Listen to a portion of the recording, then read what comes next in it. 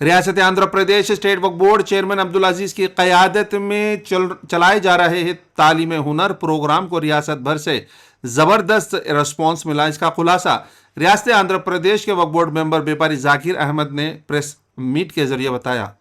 रियासत भर से 7,392 स्टूडेंट्स ने इस टैलेंट टेस्ट के लिए रजिस्टर कर लिया और अप्लाई कर लिया, जिनमें सिर्फ कड़पा जिला से 779 यानी 798 एप्लीकेशंस हासिल हुए हैं।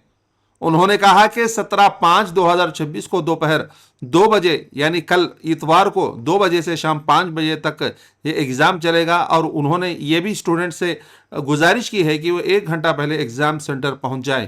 ये एग्ज़ाम्स विजयनगरम, राजमंड्री, विजयवाड़ा, गुंटूर, नेल्लूर, कर्नूल, कड़पा, नंद्याल, तिरुपति और अनंतपुर सेंटर्स में टैलेंट टेस्ट कंडक्ट किए जाएंगे। सेलेक्ट होने वाले 250 स्टूडेंट्स को फ्री इंटरमीडिएट रेजिडेंशियल तालीम दी जाएगी, जिसमें मुफ्त में किताबें और वगैरह दीगर हॉस्टल का भी जो है इसके अंदर इंतज़ाम रहेगा। उन्होंने स्टूडेंट्स को हिदायत दी है कि हॉल टिकट्स वेबसाइट से डाउनलोड करके वैलिड आईडी प्रूफ के साथ एग्ज़ाम सेंटर पहुंचे।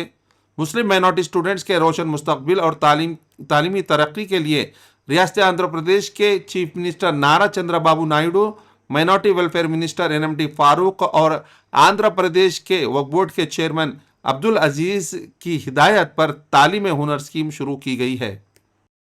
ఆంధ్రప్రదేశ్లోని ముస్లిం మైనారిటీ విద్యార్థుల కోసం వాళ్ళ ఉజ్వల భవిష్యత్తు కోసం ఆంధ్రప్రదేశ్ కూటమి ప్రభుత్వం ఒక వినూత్న పథకానికి శ్రీకారం చుట్టింది. వక్ఫ్ బోర్డు ఆదాయాన్ని ముస్లిం పేద విద్యార్థుల అభ్యున్నతి కోసం, వారి విద్య కోసం తాలీమే హునర్ అనే ఒక పథకాన్ని తీసుకొచ్చారు. పేదరికం విద్యకు అడ్డు రాకూడదు అనే సంకల్పంతో మన రాష్ట్ర ముఖ్యమంత్రి వర్యులు గౌరవనీయులు చంద్రబాబు నాయుడు గారి ఆదేశాల మేరకు మరియు మైనారిటీ సంక్షేమ శాఖ మంత్రివర్యులు గౌరవనీయులు శ్రీ ఎన్ఎండి ఫారూక్ గారి సూచనల మేరకు ఆంధ్రప్రదేశ్ రాష్ట్ర వక్ఫ్ బోర్డు చైర్మన్ గౌరవనీయులు శ్రీ అబ్దుల్ అజీజ్ గారి అధ్యక్షతన రాష్ట్ర వక్ఫ్ బోర్డు గౌరవ సభ్యులందరి ఆమోదంతో తాలీమే హునర్ అనే పథకాన్ని పెట్టింది మనందరికీ తెలుసు. ఎప్పుడైతే ఈ తాలీమే హునర్ పథకాన్ని ప్రజల్లోకి తీసుకొచ్చారో మరియు ఈ నెల 6వ తేదీ నుంచి 12వ తేదీ వరకు వారికి అప్లికేషన్స్ ఇన్వైట్ చేశామో, ఆ అప్లికేషన్స్ దగ్గర స్పందించి మన రాష్ట్రంలోని అన్ని జిల్లాల నుండి 7,392 విద్యార్థులు ఈ తాలీమే హునర్ టాలెంట్ టెస్ట్ కోసం దరఖాస్తు చేసుకున్నారు. మరి ఈ విద్యార్థులందరికీ రేపు అనగా 17వ తేదీ మధ్యాహ్నం 2 గంటల నుండి 5 గంటల వరకు వారికి ఆ టాలెంట్ టెస్ట్ నిర్వహిస్తారు. ఓఎంఆర్ షీట్ పద్ధతి ప్రకారం 75 మార్కులకు ఆ యొక్క టాలెంట్ టెస్ట్ నిర్వహిస్తారు. మరి ఈ టాలెంట్ టెస్ట్ ఎవరైతే దరఖాస్తులు పెట్టుకున్నారో వారి అందరికీ వెబ్సైట్ ద్వారా హాల్ టికెట్లను పొందుపరచడం జరిగింది.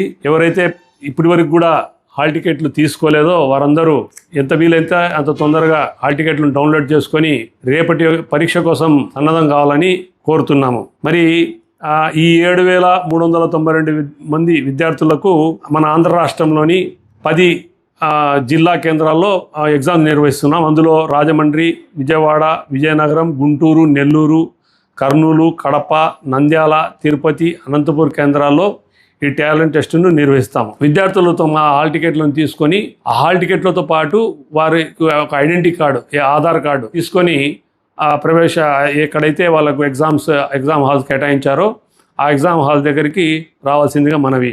మరి ముఖ్యంగా మన కడప జిల్లాలో కడప నందు 3 సెంటర్లు ఈ విద్యార్థుల కోసం కేటాయించారు. మన కడప నుండి మొత్తం 789 మంది ఇక్కడ దరఖాస్తు చేసుకున్నారు. వీరికి అందరికీ 3 సెంటర్లను కేటాయించారు. దాంట్లో ఒకటి municipal corporation high school opposite Annamacharya circle, Madras road, Shankarapuram, Kadapa ఒకటి.